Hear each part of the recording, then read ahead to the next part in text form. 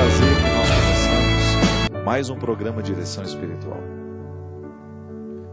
A vida nos ensina, a duras penas, que a santidade nasce de uma humanidade bem vivida. Eu sei que às vezes a gente já escutou discursos religiosos que desvinculam a humanidade da santidade. Eu sei que às vezes você pode até ter sido vítima de discursos muito desonestos, de pessoas que até pregaram uma santidade sem considerar a sua humanidade. É mais fácil até a gente acreditar numa santidade que não passe pela humanidade. Mas quando a gente identifica que a santidade é o aprimoramento do humano, retirar os excessos para fazer prevalecer a boa parte, né? Ou até mesmo esculpir, lapidar.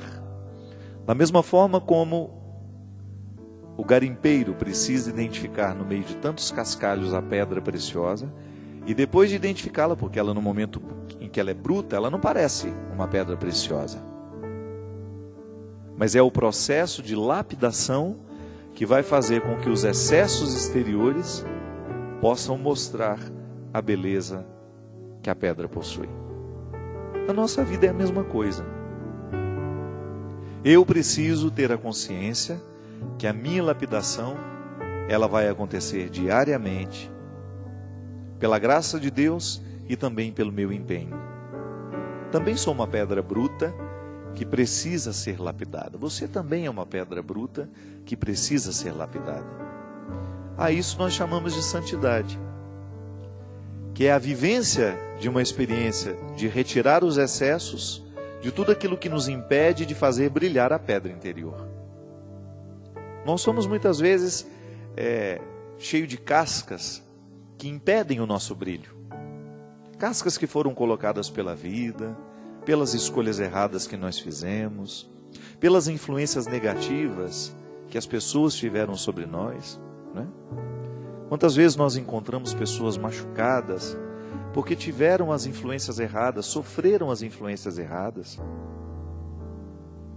Às vezes pessoas que são vítimas de relacionamentos que ofuscaram o brilho. Talvez você já tenha experimentado isso na sua vida.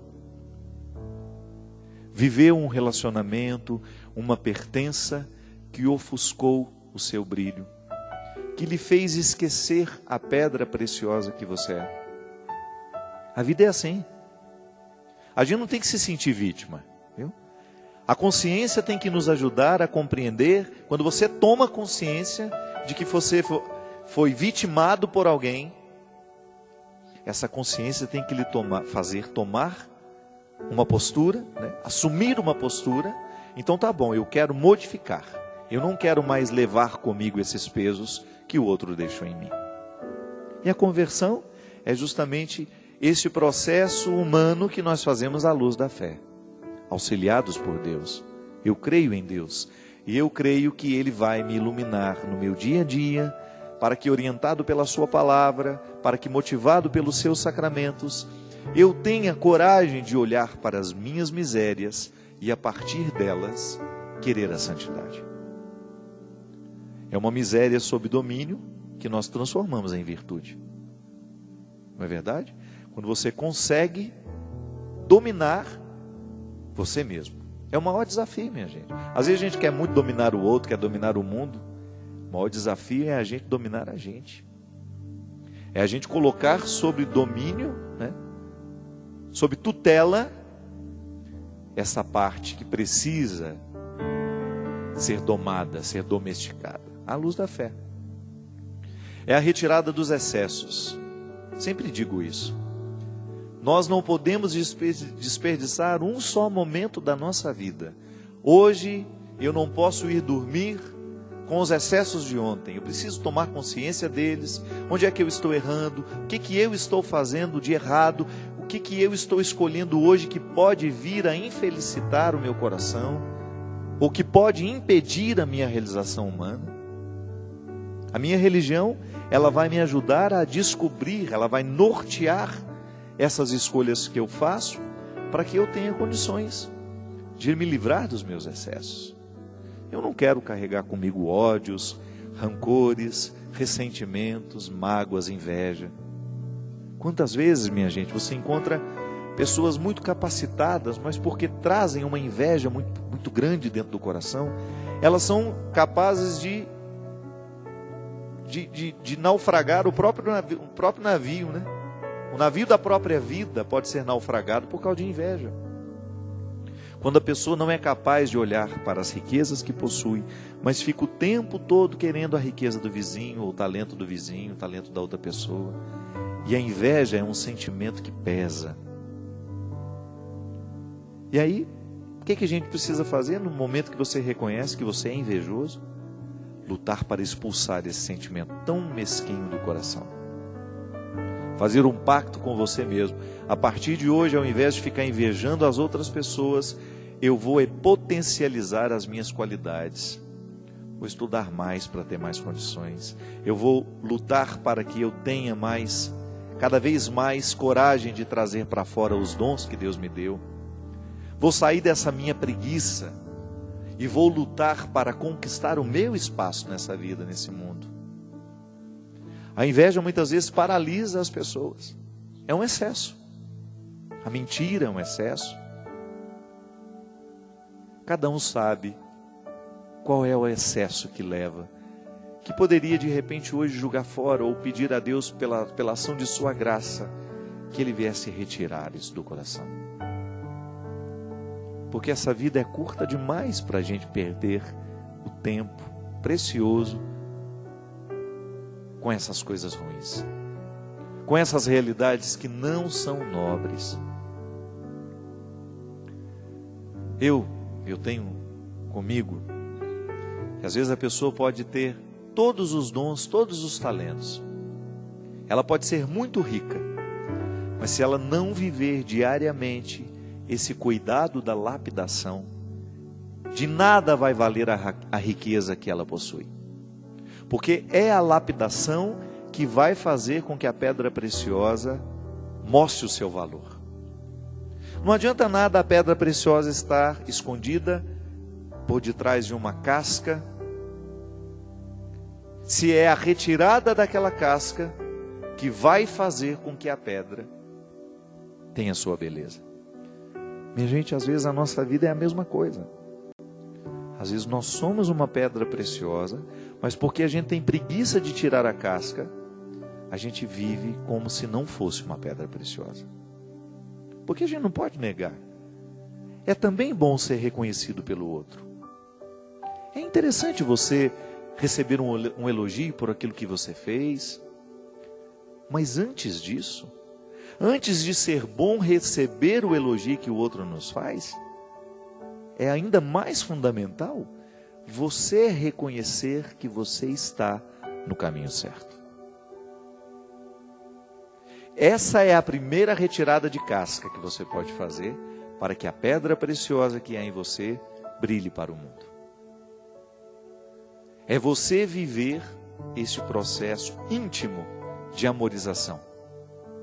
É você receber com gratuidade, com simplicidade, as riquezas que Deus lhe deu, colocá-las à mesa, olhar bem para elas, identificá-las e começar a trabalhar para que essas riquezas realmente possam representar na sua vida uma riqueza.